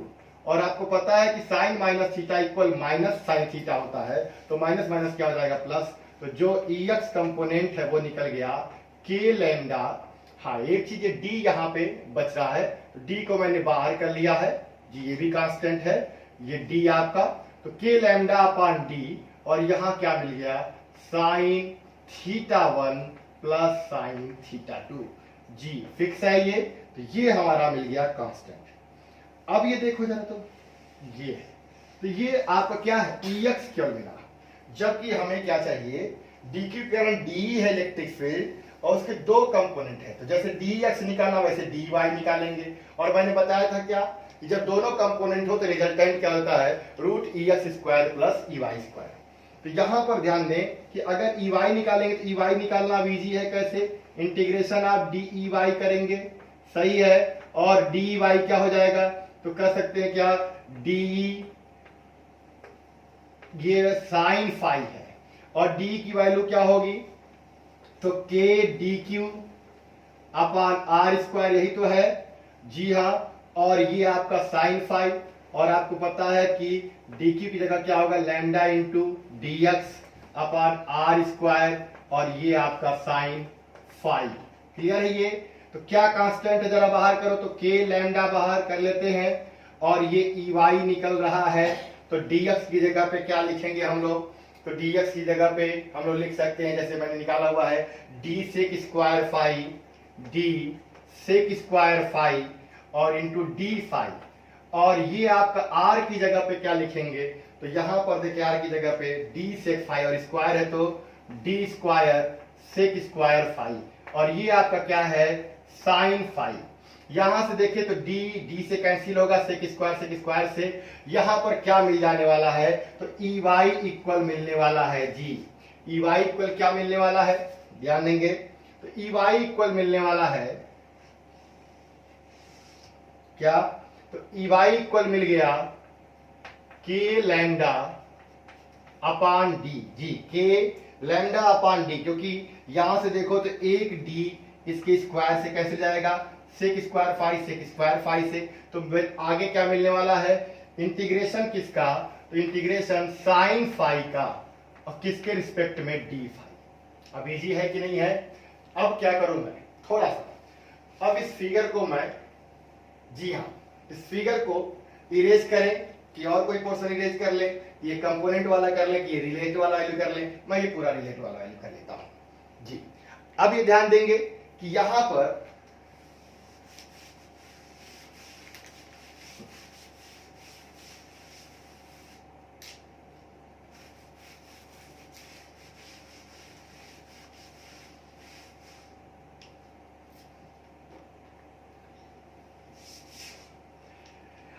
ये ई वाई इक्वल क्या मिला मुझे, तो ई वाई इक्वल मिल गया के लेमडा अपॉन डी, और साइन फाई का इंटीग्रेशन करेंगे और लिमिट क्या होगा, तो आपको पता है कि ये फाई की जो वैल्यू है, यहां पर फाई की वैल्यू जब यहां सेक्शन काटे थे तब ये फाई था, यहां काटते तो बढ़ के थीटा 1, यानी फाई की वैल्यू बढ़कर थीटा 1 और नीचे बढ़कर थीटा 2 तक हो सकती है, यानी माइनस थीटा 2 से कहां तक, थीटा 1 तक। तो हम लोग कह लें कि अगर साइन फाई का इंटीग्रेशन करेंगे तो सबको पता क्या होता साइन फाई का, माइनस कास फाई। अगर इंटीग्रेशन नहीं पता बेसिक्स तो आप जरूर कमेंट करेंगे, मैं बेसिक इंटीग्रेशन का एक वीडियो बना दूंगा जो हमेशा काम आएगा। और ये फाई की वैल्यू माइनस थीटा 2 से कहां तक अपग्रेड कर रहा है, प्लस थीटा 1 तक। क्लियर है ये। अब हमें क्या करना है, हाँ जी, एक बार फाई की जगह अपर लिमिट और फिर माइनस करके लोअर लिमिट, तो के लेमडा अपॉन डी, और माइनस है चूंकि तो पहले वाला माइनस हुआ, दूसरा वाला माइनस वाला क्या हो जाएगा, प्लस, तो माइनस कास फाई और minus minus plus cos phi की जगह माइनस थीटा 2। अब आपको पता है कास माइनस, जैसे साइन माइनस थीटा, जी हाँ, ट्रिग्नोमेट्री, बेसिक ट्रिग्नोमेट्री आपको आनी चाहिए, sine minus theta equal minus sine theta होता है, लेकिन cos minus theta equal fourth में चला जाता है, जी हाँ, कोऑर्डिनेट में, जहां कास की वैल्यू पॉजिटिव होती है तो cos minus theta equal cos theta होता है। तो यहां पर क्या मिलेगा, के लैम्डा अपॉन डी, क्या कास, ये वाला वैल्यू ये माइनस कास, जी यहां पर अपर लिमिट है कास थीटा 1 और ये प्लस हो जाएगा कास थीटा 2। तो यानी कह सकते हैं कि जो y कंपोनेंट मिला, जी जो y कंपोनेंट मिला है वो मिल गया कितना, के lambda upon d cos theta 2 plus cos theta 1। Clear है ये। तो x कंपोनेंट भी मिल गया और y कंपोनेंट भी मिल गया। फिर से एक बार इसको समझते हैं। क्लियर है ये। क्या किया गया, क्योंकि केस सेकंड केस फर्स्ट से थोड़ा डिफर है लेकिन कॉन्सेप्ट तो वही है। कॉन्सेप्ट क्या है, क्योंकि केस फर्स्ट में भी सिस्टम हमारा कैसा था, तो कंटिन्यूअस डिस्ट्रीब्यूटेड चार्ज सिस्टम था जिसमें एक लाइन के रूप में चार्ज हमारा डिस्ट्रीब्यूटेड था, यहाँ भी वैसा है। लेकिन केस फर्स्ट में पॉइंट लिया गया था एक्सिस पर और केस सेकंड में हम लोग पॉइंट कहा लिए हैं उसके नॉर्मल पोजीशन पे। नॉर्मल पोजीशन पे मैंने पॉइंट पी ले लिया है और पॉइंट पी पर इलेक्ट्रिक फील्ड मुझे कैलकुलेट करनी है। पॉइंट पी की जो नॉर्मल डिस्टेंस है यहाँ तक वो कितनी है, तो मैं कह सकता हूँ डी है। कितनी है, डी है। जी हाँ, ये परपेंडिकुलर डिस्टेंस कांस्टेंट रहेगी किसी भी पॉइंट की। जब भी कहेंगे परपेंडिकुलर पोजीशन में कोई पॉइंट है तो कितनी दूरी पर है, तो मैं कह दिया डी, डी की वैल्यू जो होगी। लेकिन क्योंकि आप पॉइंट पी पर इलेक्ट्रिक फील्ड एक पॉइंट चार्ज के कारण निकालना होता तो के क्यू बटे आर इस पर ही निकाल सकते थे, लेकिन ये चार्ज हमारा पूरी तरह से डिस्ट्रीब्यूटेड है एक लाइन में, तो मैं ये कह सकता हूं कि यहाँ पर क्या करना पड़ेगा, तो एक छोटा सा सेक्शन, एक पॉइंट चार्ज पहले बनाना पड़ेगा। तो छोटा सेक्शन मैंने डीएक्स ले लिया, बहुत बहुत बहुत छोटा होता है, जिसमें चार्ज कितना है, डीक्यू है। अब इस डीक्यू चार्ज के कारण अगर पी पॉइंट पर इलेक्ट्रिक फील्ड निकालना चाहते हैं तो वो चूंकि रिपल्सन के कारण डायरेक्शन ये आएगा, तो डी चूंकि एक्स में नहीं है वाई में नहीं है, तो इसके दो कंपोनेंट होंगे एक्स में भी और वाई में भी। यक्स में मैं डी एक्स लिखा, क्योंकि इस राड के परपेंडिकुलर है तो डी परपेंडिकुलर मैंने लिखा, और ये एंगल मैंने कहा कितने एंगल पे मैंने काटा हुआ है, तो यहां पर मैं कह दूं कि ये जो एंगल है ये मैंने फाई पर काटा हुआ, कितने पर, फाई एंगल पे काटा हुआ है, अतः ये आपका ये भी फाई हो जाएगा और ये फाई होगा, तो ये आपका कंपोनेंट कास वाला हो जाएगा और ये कंपोनेंट आपका साइन वाला हो जाएगा। जी मैंने कहा था इलेक्ट्रिक फील्ड स्केलर नहीं वेक्टर है, तो वेक्टर है तो हमें उसके दोनों कंपोनेंट को ध्यान में रख करके अलग अलग इंटीग्रेट करना पड़ेगा। अब क्या हो, चूंकि dq चार्ज के कारण इलेक्ट्रिक फील्ड d है जिसके दो कंपोनेंट हैं, तो हमें dx पता है, तो ex कैसे निकलेगा, तो ex कैसे निकलेगा, तो इंटीग्रेशन कर देंगे dx का यानी d cos फाई का, d कितना होगा, तो चूंकि dq चार्ज के कारण है तो k dq upon r square, k constant है, k कांस्टेंट की वैल्यू आपको पता है क्या होती है 9 10 पावर 9, और ये आपका dq cos फाई।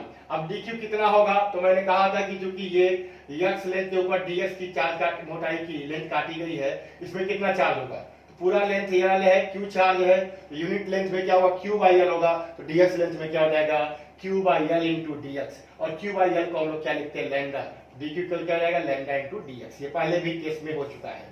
अब k लैम्डा कांस्टेंट है, dx वेरिएबल है, r वेरिएबल है, cos फाई वेरिएबल है, क्योंकि आपके पास तीन वेरिएबल्स हैं और आपके पास तीन वेरिएबल्स है तो इंटीग्रेशन करना इजी नहीं होगा, तो हमें क्या करना होगा, कोई रिलेशन अगर मिलता है तो हम एक वेरिएबल में कन्वर्ट करें, तो r को और ds को मैंने cos फाई के वेरिएबल में रखने की कोशिश किया, कैसे, r और d में रिलेशन लिया था cos फाई से, वीडियो को पीछे करके आप देख लें लिखा हुआ मिलेगा, तो r और d में cos फाई से cos फाई इक्वल d अपान r, ये मिला था d अपान r, क्लियर है, तो r इक्वल क्या मिला था d अपान cos फाई, तो r equal d upon cos phi, 1 upon cos phi equal sec phi, तो r की जगह क्या लिख लेंगे d sec फाई, या r स्क्वायर की जगह क्या लिख लेंगे d square sec square phi, और x और d में रिलेशन फिर tan फाई से लाएंगे, tan फाई इक्वल क्या हो जाएगा x अपान d, जी हाँ, तो x equal d tan phi, हमें x नहीं चाहिए dx चाहिए, तो x का डिफरेंशिएट कर दें पार्शियली तो dx मिला, और d कांस्टेंट है tan फाई का क्या मिल जाएगा sec स्क्वायर फाई, और फिर फाई का करेंगे तो क्या मिल जाएगा d फाई, तो dx यहाँ पे हो जाएगा क्या आपका मिल जाएगा d sec square phi d phi, और r की जगह क्या मिल जाएगा d square sec square phi, तो ये वैल्यू रख देंगे, फाई हमारा सब फाई के टर्म में आ जाएगा, तो रखते हैं k लैम्डा dx की जगह पे d sec square phi d phi, और यहाँ पर cos फाई ये वाली वैल्यू, और r की जगह पे d sec फाई था तो स्क्वायर है तो d square sec square phi, एक d से d कैंसिल होगा, एक d बचेगा, d कांस्टेंट है बाहर कर लेंगे, sec square phi sec square phi cancel हो गया, मिला क्या cos फाई d फाई, क्योंकि दोनों वेरिएबल एक दूसरे के रिस्पेक्ट में है, यानी cos फाई का d फाई के रिस्पेक्ट में इंटीग्रेशन हो सकता है, यानी हम लोग इजीली कर सकते हैं, तो फिर cos फाई का क्या होता है इंटीग्रेशन sin फाई, और ये देखो इंटीग्रेशन में हमें कांस्टेंट में जोड़ना पड़े इसलिए लिमिट ले लेते हैं, तो लिमिट क्या होगा, अगर सेक्शन यहाँ काटा गया तो फाई एंगल बना, और ऊपर काटते फाई और ज्यादा होता, और ऊपर काटते फाई और ज्यादा होता, तो फाई मैक्सिमम बढ़े कितना हो सकता है यहां से लेके यहां तक, ये वैल्यू मैंने थीटा मान ली, और नीचे काटते तो ऐसे बढ़ते जाता मान ली कितना दर बढ़ सकता है थीटा 2, नीचे बढ़ सकता है थीटा 2, ऊपर बढ़ सकता है थीटा 1, तो हम कह सकते हैं माइनस थीटा 2 से लेके कहां तक थीटा 1 तक, ये हमारा फाई चेंज हो सकता है। cos फाई का sin फाई हुआ, ये लिमिट है, फाई की जगह एक बार अपर लिमिट और माइनस करके फिर lower limit, sine minus theta बराबर माइनस साइन थीटा होता है माइनस माइनस प्लस हो गया, ये हमारा EX निकल गया, क्लियर है, जी हाँ, इस पॉइंट पर जो इलेक्ट्रिक फील्ड निकालना है आधा काम क्या 70% हम लोग वर्क कर चुके हैं, EX कंपोनेंट निकालिए, EY निकालना हो तो इजी है, हम क्या करेंगे dy का इंटीग्रेशन कर देंगे, और dy कितना है d sin फाई है, क्लियर है, और d कितना होगा तो k dq upon r square, अब फिर dq कितना होगा तो लैम्डा इंटू dx होगा, k लैम्डा कांस्टेंट बाहर, dx की वैल्यू रखा d sec square phi d phi, और ये sin फाई और r की वैल्यू d sec फाई है तो स्क्वायर है तो d square sec square phi, फिर उसी तरह कैंसिल हुआ जैसे ऊपर वहां कैंसिल हो रहा था यहाँ भी हो गया, क्या मिला EY k lambda upon d, बचा क्या sin फाई d फाई, आसानी से इंटीग्रेशन हो जाएगा, sin फाई का क्या इंटीग्रेशन होता है माइनस cos फाई, और फाई हमारा चेंज हो रहा है कहां से कहां तक माइनस थीटा 2 से लेके प्लस थीटा 1 तक, क्लियर है ये, तो हम लोग एक बार फाई की जगह अपर लिमिट रखे, और क्योंकि बाहर माइनस है तो माइनस ही हो गया और माइनस वाला प्लस हो गया, लेकिन आपको ट्रिग्नोमेट्री के बेसिक्स रूल पता होने चाहिए, cos माइनस थीटा इक्वल क्या होता है sin minus theta equal minus sin theta, लेकिन cos minus theta equal plus cos theta होता है, तो cos थीटा 2 यानी मिला cos theta 2 plus cos theta 1। Okay, अब काम हो चुका है। जी हाँ, क्योंकि x और दोनों y कंपोनेंट मिल चुके हैं, तो हमें e निकालना हो तो क्या करेंगे, रूट ex का स्क्वायर प्लस ey का स्क्वायर, है कि नहीं है। जी हाँ, हमें माइंड में ये फार्मूला रखना है। क्या रखना है, दोनों कंपोनेंट के लिए फार्मूला रखना है, दोनों कंपोनेंट के लिए। जी, अब मैं एक जगह इन दोनों कंपोनेंट के फार्मूले को राइट करता हूं।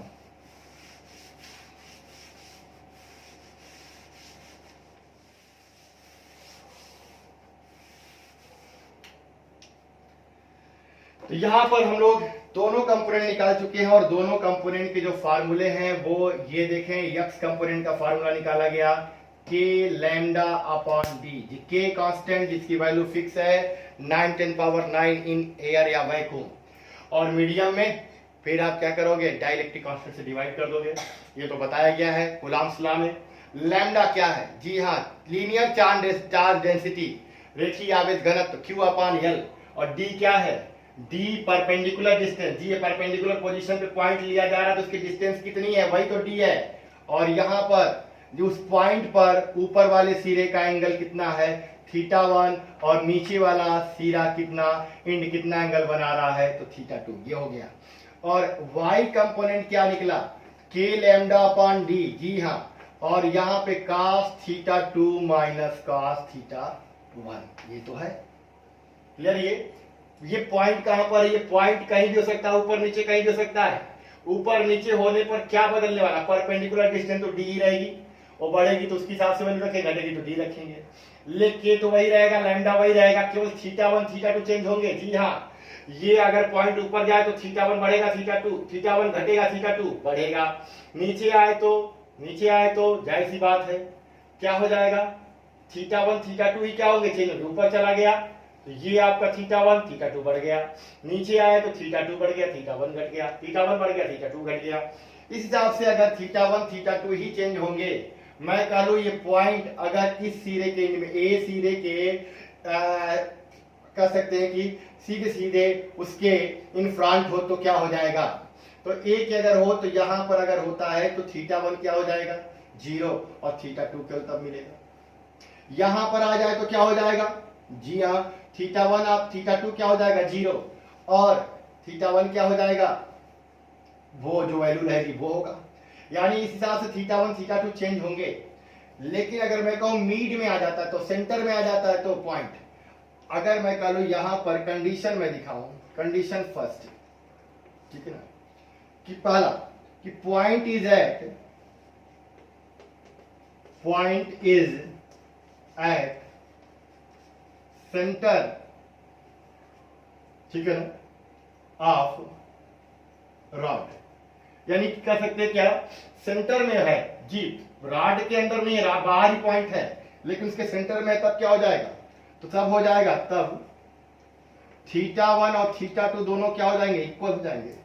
और जब इक्वल हो जाएंगे तब हम लोग कह सकते हैं कि एक कंपोनेंट 0 हो जाएगा। कौन सा, जरा देखो तो ये तो प्लस 0 होने की कंडीशन है नहीं, के लैम्डा अपॉन डी और साइन थीटा 1, मैं दोनों को थीटा ले लूं तो साइन थीटा, और यहां भी साइन थीटा, यानी तब क्या मुझे मिलने वाला है जी, एक्स जो मिलेगा वो के lambda upon D into 2 sine theta मिलेगा। बात समझ में आ रही है। लेकिन अगर ईवाई कंपोनेंट कह लें तो ईवाई कंपोनेंट सीधे दोनों इक्वल हो गए, cos theta minus cos theta घट के क्या हो जाएगा, 0, के लैम्डा अपॉन डी इंटू 0, यानी कितना मिल जाएगा, 0। और जब एक कंपोनेंट 0 हो तो नेट इलेक्ट्रिक फील्ड, जी हाँ, नेट इलेक्ट्रिक फील्ड कभी भी निकालोगे तो मैंने कहा था ना कि एक्स मिला ईवाई मिला है, तो नेट इलेक्ट्रिक फील्ड तो ऐसे ही मिलेगा ना, रूट एक्स का स्क्वायर और प्लस क्या हो जाएगा, ईवाई का स्क्वायर। तो यहां पर जब ये स्टैंडर्ड केस में पॉइंट कहीं भी हो, थीटा 1 थीटा 2 इक्वल नहीं है तब है। लेकिन अगर हम सेंटर में ले लिए कहीं पॉइंट रॉड के, तो थीटा 1 थीटा 2 इक्वल हो जाएगा, उस केस में एक कंपोनेंट 0 हो जाएगा, और तब नेट इलेक्ट्रिक फील्ड जो होगा वो केवल किसके बराबर हो जाएगा, तब वो केवल किसके बराबर हो जाएगा, तो कह सकते हैं क्या, ई एक्स की। क्लियर ये, यानी कितना, के lambda by D into 2 sine theta. अब यही अगर मैं ऐसा कर लूं, एक कंडीशन ये बना लूं, इसमें फार्मूला बहुत, जी हाँ, ये बोर्ड्स के लिए भी बहुत इंपॉर्टेंट है, और कंपटीशन में भी बहुत इंपॉर्टेंट है। जी हाँ, अगर बोर्ड सही से नहीं आता तो कंपटीशन होना ही संभव नहीं है, और जब बोर्ड के कंडीशंस को अच्छी तरह समझ लेते हैं तो कंपटीशन अपने आप हो जाता है। तो यहां मैं कह लूं कि अगर ये राड की लेंथ को बढ़ाया जाए और ऊपर कर देते हैं अगर, तो यहां पर ये θ1 बढ़ जाएगा, और नीचे भी कर देते θ2 भी बढ़ जाएगा। जी मैं ऐसे कह लूं कि ये राड अगर बहुत बड़ा हो जाए, कहीं पॉइंट कंसीडर करें, तो ये θ1 और बड़ा करने पे और बड़ा होता जाएगा, ये θ2 है और बड़ा करने पे और बड़ा होता जाएगा। तो ये अगर लेंथ बहुत बड़ा कर दिया जाए, फाइनाइट नहीं इनफाइनाइट कर दिया जाए, फाइनाइट है तो θ1 भी फाइनाइट होगा, θ2 भी फाइनाइट होगा। जी हाँ, जीरो फाइनाइट होता है, लेकिन जब अगर ये लेंथ बहुत ज्यादा हो जाए, बहुत ज्यादा बड़ी हो जाए, तो θ1 हमारा बढ़कर कितना हो जाएगा, इनफाइनाइट। जी, तो अगर ये रॉड इनफाइनाइट लेंथ की हो जाए, कितने लेंथ की हो जाए, इनफाइनाइट लेंथ की हो जाए। जी, तो अगर ये रॉड इनफाइनाइट लेंथ की हो जाती है जी, तो कह सकते हैं फॉर कंडीशन, ये है कंडीशन सेकंड में कर लूं, फॉर इनफाइनाइट लेंथ वायर, जी चार्ज वायर। तो इनफाइनाइट लेंथ का है तो θ1 और θ2 दोनों इक्वल होंगे जी, और वो कितना हो जाएंगे, 90 डिग्री। और जब 90 डिग्री होंगे तो फिर एक कंपोनेंट जीरो हो जाएगा। इस वाले में क्यों जीरो हुआ था, इस वाले में जीरो इसलिए हुआ था EY कंपोनेंट, क्योंकि EX सब इधर ही आते, लेकिन जब सेंटर में पॉइंट होता तो आधे के कंपोनेंट EY ऊपर और आधे के नीचे होते, इसलिए घट के जीरो हो गए। लेकिन इस केस में इसलिए जीरो होगा क्योंकि जो θ1 θ2 है वो साइन के साथ जीरो नहीं होता, लेकिन कास के साथ क्या होता है, जीरो। तो EX कंपोनेंट फिर हमारा वही मिल जाएगा, क्या, k लैम्डा अपॉन डी, और साइन 90 प्लस साइन 90, जी साइन 90 प्लस साइन 90, यानी क्या हो जाता, 1 प्लस 1 यानी 2k लैम्डा अपॉन डी। जी, और y कंपोनेंट क्या हो जाता, तो cos 90 plus minus cos 90, 0 minus 0 यानी पूरा क्या हो जाता, 0। तो यहां पर हम लोग कह सकते हैं कि जब भी इनफाइनाइट लेंथ का अगर वायर आता है, तो जो हमें मिलने वाला है इलेक्ट्रिक फील्ड, वो क्या मिलने वाला है, तो इलेक्ट्रिक फील्ड EX के ही इक्वल मिलेगा। और कितना मिलेगा, तो कह सकते हैं क्या, 2k लैम्डा अपॉन डी, क्योंकि इसका y कंपोनेंट क्या है, 0 है। बात समझ आ रही है। लेकिन अगर कभी कभी ऐसा भी हो सकता है सेमी इनफाइनाइट हो जाए, तो सेमी इनफाइनाइट अगर हो जाता है, सेमी इनफाइनाइट में क्या होता है कि एक सिरा तो इनफाइनाइट पे रहेगा, लेकिन एक सिरा उसके ठीक सामने रहेगा। तो एक सिरा ठीक सामने है तो θ1 0, और दूसरा सिरा कहां पर, इनफाइनाइट पे, 90 कर दो, तो साइन 0 की वैल्यू 0, साइन 90 की वैल्यू 1, यानी हाफ हो जाएगी। और इस केस में देखें EY, तो ये cos 0 की वैल्यू 1 और cos 90 की वैल्यू क्या हो जाएगा, इलेक्ट्रिक फील्ड नेगेटिव होगा नहीं क्योंकि डायरेक्शनल है, तो cos एक हो जाएगा 0, एक हो जाएगा cos 90, तो एक cos 0 की वैल्यू 1, cos 90 की वैल्यू आपकी 0 हो गई, तो मिलेगा k लैम्डा अपॉन डी, यानी एक EX मिलेगा k लैम्डा अपॉन डी, और EY भी क्या मिलेगा, k लैम्डा अपॉन डी। यहां पर मैं आपको दिखा देता हूं जी। तो फॉर सेमी इनफाइनाइट, यहां पर मैं आपको लिख देता हूं,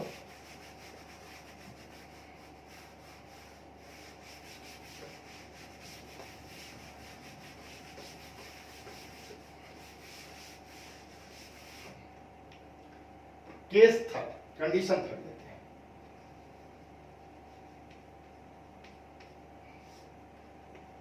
फॉर सेमी इनफाइनाइट वायर, यानी है लेंथ इसकी इनफाइनाइट, लेकिन जो पॉइंट लिया गया है वो उस एक के ठीक सामने ले लिया गया, तो एक तो आपकी इनफाइनाइट होगी एक सिरा, तो ये वाला जो एंगल होगा वो 0 हो जाएगा, और ये वाला क्या हो जाएगा, 90 हो जाएगा। तो यहां पर हम लोग पहले θ1 इक्वल 0 और θ2 इक्वल अप्रॉक्स क्या हो जाएगा, 90। तो ऐसे केस में अगर हम लोग EX निकालें तो k lambda upon D, k की वैल्यू आपको पता है 9 टू पावर 9, और लैम्डा क्या है, Q अपॉन E है, और D परपेंडिकुलर डिस्टेंस जहां पे पॉइंट है उसकी डिस्टेंस वायर से परपेंडिकुलर, तो साइन 0 और प्लस साइन 90, साइन 0 की वैल्यू 0, 90 की 1, 1 प्लस 0 यानी कि 1, तो EX आ जाएगा k lambda upon d। Clear है ये? अब ये EX निकल गया। अब यहां पे मैं कह लूं कि यहां पे y कंपोनेंट अगर निकालूं तो k lambda upon d cos θ2 की वैल्यू क्या होगी, तो चूंकि यहां 90 है मैं 90 ले लूं, और माइनस cos θ1 की वैल्यू 0, और आपको पता है कि नेगेटिव में आता नहीं है, डायरेक्शनल होता है, यानी कि नीचे की तरफ अगर मैंने लिया था EY तो अब ऊपर की तरफ हो जाएगा। k लैम्डा अपॉन डी अगर ऊपर पॉइंट है तो, और नीचे अगर होगा तो नीचे की तरफ आ जाएगा। तो k lambda upon d cos 90 की वैल्यू 0, cos 0 की वैल्यू 1, यानी क्या आ जाएगा k लैम्डा, ये 0 माइनस 1 यानी कि 1, k lambda upon D G. तो यहाँ पर x कंपोनेंट और y कंपोनेंट दोनों इक्वल है, और आपको पता है कि E इक्वल क्या हो जाएगा, तो रूट EX का स्क्वायर प्लस EY का स्क्वायर। बात समझ आ रही है? तो ये आपके कंडीशंस हैं जी। अब मैं आपको यहाँ पर क्या करूं, समझा दूं कि मैंने क्या लिखा। केस फर्स्ट जो लिया गया था वो भी आपका क्या था जी, चार्ज जो था वो करंट चार्ज कैरिंग वायर था, और वो उसमें वायर में जो चार्ज है वो कर सकते हैं कि जी डिस्ट्रीब्यूटेड था, यूनिफॉर्मली डिस्ट्रीब्यूटेड था। कभी कभी ऐसा भी होता है, क्वेश्चन ऐसे आपको मिलेंगे, अभी मैं एक्सरसाइज कराऊंगा जिसमें नॉन यूनिफॉर्मली भी डिस्ट्रीब्यूटेड रहेगा, लेकिन यूनिफॉर्मली डिस्ट्रीब्यूटेड था, और उसके एक्सिस पोजीशन पे कोई पॉइंट थी, वहां पे निकाला गया था इलेक्ट्रिक फील्ड। और यहाँ पर क्या निकाला जा रहा है, उस चार्ज के, ये अगर मान लो रॉड है तो एक्सिस पे ये पोजीशन आई, ये आई, लेकिन ये अब यहाँ पर है, बीच में भी हो सकता है, इसके किनारे पर भी हो सकता है, इसके किनारे भी हो सकता है, तो कहीं पर भी हो सकता है। तो मैंने कहीं पर ले लिया, जो एक सिरा कितना एंगल बना रहा था θ1 और दूसरा सिरा कितना θ2, तो उस पॉइंट पर इलेक्ट्रिक फील्ड हमने निकाला, तो उसके इलेक्ट्रिक फील्ड चूंकि डायरेक्शनल है तो ये डायरेक्शन आ रहा था, तो x कंपोनेंट आया था ये k lambda upon d sin θ1 plus sin θ2, और y कंपोनेंट क्या आया था k lambda upon d cos θ2 minus cos θ1। तो उस पॉइंट पर अगर हमें इलेक्ट्रिक फील्ड निकालना हो तो हम अलग अलग EX और EY निकाल लेंगे, और ये माइंड में रखेंगे, और फिर उसके बाद से E निकालना हो तो रूट EX का स्क्वायर प्लस EY स्क्वायर कर लेंगे। क्लियर है? थोड़ा सा उसी में और हम लोग क्या किए कि अगर ये इस फार्मूले में थोड़ा सा देखें, पॉइंट यहां अगर हो जाए, एंगल कभी कभी देता है कभी नहीं भी देता है, तो अगर पॉइंट कह दे कि एक सिरे के सामने है, एक सिरे के जैसे ही सामने हुआ तुरंत वो एंगल θ1 क्या हो जाएगा 0, θ2 गिवन, केवल एक एंगल गिवन होगा, θ1 0 कर लेंगे, एक एंगल जो गिवन होगा वो रख लेंगे, या इस पॉइंट के सामने आ जाए θ2 0 कर लेंगे जी हाँ, तब θ1 एंगल केवल एक, जब ही तार के एक सिरे के सामने बिंदु कहा तो एक ही एंगल देगा, तो एक एंगल 0 हो जाएगा। अब EX भी पॉजिटिव आएगा, EY पॉजिटिव आएगा, इसमें डायरेक्शन है, नेगेटिव नहीं आएगा, और तब E क्या हो जाएगा root EX square plus EY square. लेकिन ऐसा हो जाए कि पॉइंट इनके ठीक सेंटर में आ जाए, तब सेंटर में आएगा तो एक ही एंगल देगा, और लेकिन तब कोई 0 नहीं है, दोनों एंगल क्या होंगे बराबर होंगे, θ1 इक्वल θ2 इक्वल θ होगा। तो EX हमारा k lambda by d sin θ plus sin θ, यानी ये आ गया। लेकिन जो EY होगा वो तुरंत 0 हो जाएगा, क्योंकि cos θ माइनस cos θ यानी 0। तो यहां पर अब इलेक्ट्रिक फील्ड केवल EX कंपोनेंट के बराबर होगा, क्योंकि ये कंपोनेंट क्या है 0 है। क्लियर है ये? और ये कंडीशन सेकंड मैंने क्या किया कि इनफाइनाइट लेंथ का वायर ले लिया। इनफाइनाइट लेंथ जैसे बहुत इनफाइनाइट लंबा हो जाएगा, जब अब पॉइंट यहाँ रहेगा तो ये जो θ1 है वो बढ़ के लगभग 90 के, और ये भी बहुत ज्यादा जो θ2 भी बढ़ के लगभग 90 के, यानी θ1 θ2 इक्वल होंगे, लेकिन ये अब 90 हो जाएंगे।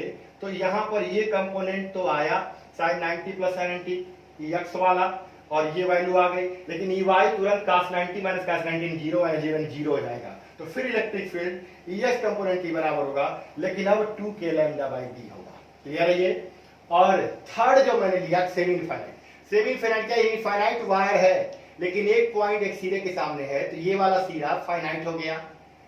क्लियर है? और ये वाला सिरा जो है वो इनफाइनाइट है, तो ये तो 90 हो गया, लेकिन ये आपका 0 हो गया। यानी जब सेमी इनफाइनाइट होगा, जब इनफाइनाइट है दोनों एंगल 90 हो गए, और सेमी इनफाइनाइट है तो जी तब एक एंगल 0 और एक क्या है 90 है, तो कोई भी एक एंगल 0 रख लो। तो k lambda upon D EX component में sin 0 प्लस sin 90, तो यहाँ पर k लैम्डा अपॉन डी मिला। और तब EY कंपोनेंट क्या हो, k lambda upon d cos 90 minus cos 0, तो यहाँ पर cos 90 की वैल्यू भी क्या मिल गई जीरो, cos जीरो की वैल्यू ये। माइनस मैंने क्यों नहीं लिखा, तो आपको पता है इलेक्ट्रिक फील्ड नेगेटिव में नहीं आएगा, डायरेक्शन होगा, तो यहाँ पर इसलिए मैंने मैग्नीट्यूड लिखा k लैम्डा बाई डी। तो यहाँ पर एक्स कंपोनेंट भी है और वाई कंपोनेंट भी है, दोनों बराबर है और नेट ई क्या निकल जाएगा, root E x square plus E y square. बात तो समझ में आ रही है, क्लियर है ये। तो जो आपका वायर है उससे रिलेटेड अब कोई क्वेश्चन छूटने वाला नहीं है, किसी भी कंडीशंस में दे दे जी। इसके बाद हम लोग बहुत सारे और भी अभी यूनिफॉर्मली चार्ज डिस्ट्रीब्यूटेड सिस्टम लेने वाले हैं, जैसे रिंग में लेने वाला हूँ, जी हाँ, स्फेयर्स लेने वाला हूँ। तो ये सारी चीजें अभी हम लोग सिस्टम में लेंगे और फिर उसके बाद क्या निकालेंगे, किसी पॉइंट पर क्या, इलेक्ट्रिक फील्ड। क्लियर है। तो इस वीडियो को पूरा वॉच करें और कहीं भी यूनिफॉर्मली चार्ज सिस्टम मिल जाए, चाहे इनफाइनाइट लेंथ का हो, चाहे उसके एक्सिस पे हो, चाहे उसके नॉर्मल पोजीशन पे हो, कहीं पर भी हो, आप क्या कैलकुलेट करें, इलेक्ट्रिक फील्ड। तो कूलम्ब्स लॉ पे लगाइए, इलेक्ट्रिक फील्ड पे लगाइए, न्यूट्रल पोजीशन पे लगाइए और ये करिए। धीरे धीरे आगे बढ़ रहे हैं हम लोग। ओके।